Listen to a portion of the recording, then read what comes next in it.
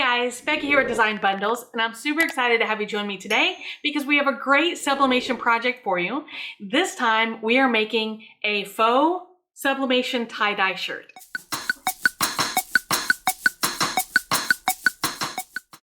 Alright guys, so here we are, and what I have here, these are my sublimation prints. So I printed one design for the shirt, and I printed two patterns. Now I did these on just regular letter size paper, but if you have a wide format printer, you can definitely print it bigger if that's something you're more comfortable with. But this is what I printed, and I think it's going to turn out well. I also have my Easy Press that's already been preheated. Since this is a white shirt, I did preheat it to 375, just that way I don't really have to worry about scorching. What I'm going to do is I'm going to turn this over like I would where I was going to place it and press it. But instead of pressing it just yet, what I'm going to do is start pulling in pieces of the shirt so that I can press on. Okay? Because what I want to do is leave this area open. But I'm making sure to reach inside the shirt and pull up areas that I'm going to be able to show for my faux tie-dye, okay? So I'm just going to pinch and pull, and I'm kind of pulling them together at the same time, okay? Now, down here, I'm gonna do the same thing. I'm just going to pinch and pull these areas up, okay? Now, I can slide my design out. Let's put these back. And I'm just going to kind of scrunch this area up together, but I just want to make sure that I'm covering up the inside, the middle. Okay, does that make sense? Of course, I can bring in more of the sleeves if I want. I can bring in more of the bottom if I want. And I'm just going to scrunch it all together as well as I can. Okay, so then I'm going to take one of the patterns and cover as much of my shirt as I can. Put a sheet of butcher paper over. Now I do have to press two separate times because, you know, I do have my Easy Press. Well, yeah, I'm gonna press twice.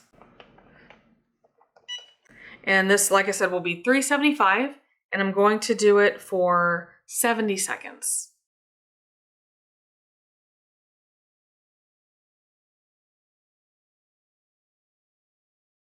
All right, so that's our initial result. Let's see what happens when we spread the shirt back out. See how we have bits and pieces all over? So I feel like we did pretty well. All right, a little bit all around. Now we can do the same thing on the back.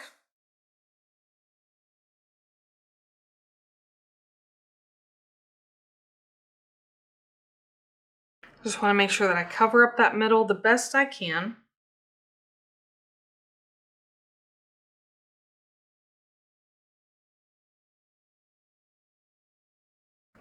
All right, so another successful press. Let's flip it back over. And what I want to do is I'm going to put a sheet of butcher paper in the middle since this is a white shirt.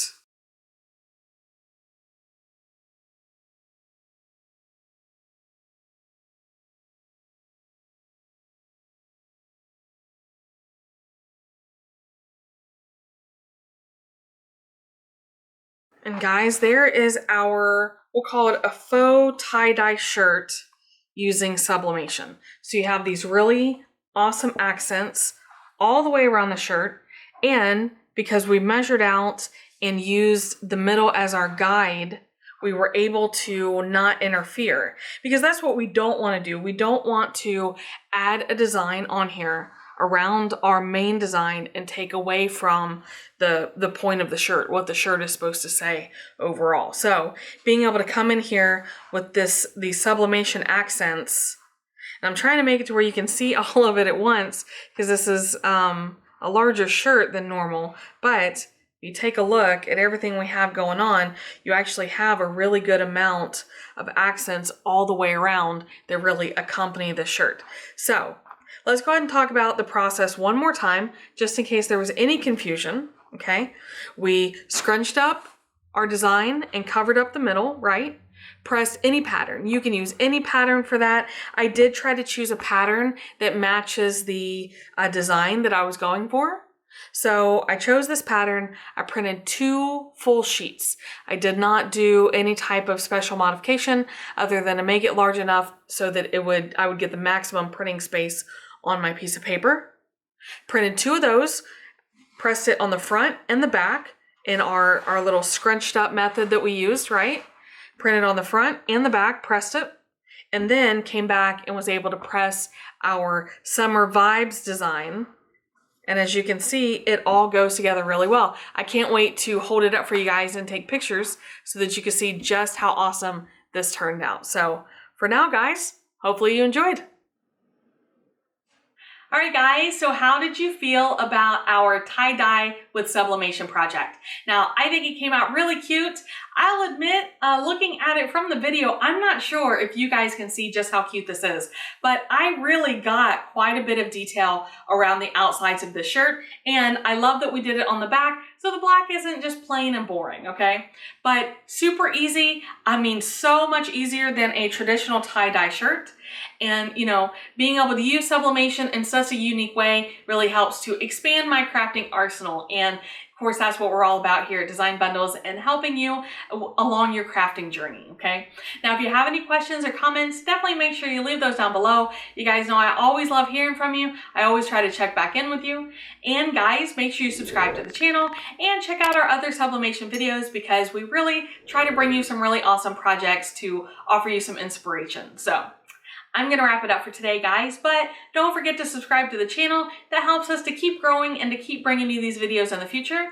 And just thanks a bunch for all the support that you always show for us and helping to build our little crafting community here. So, guys, thanks again. We'll see you again next time.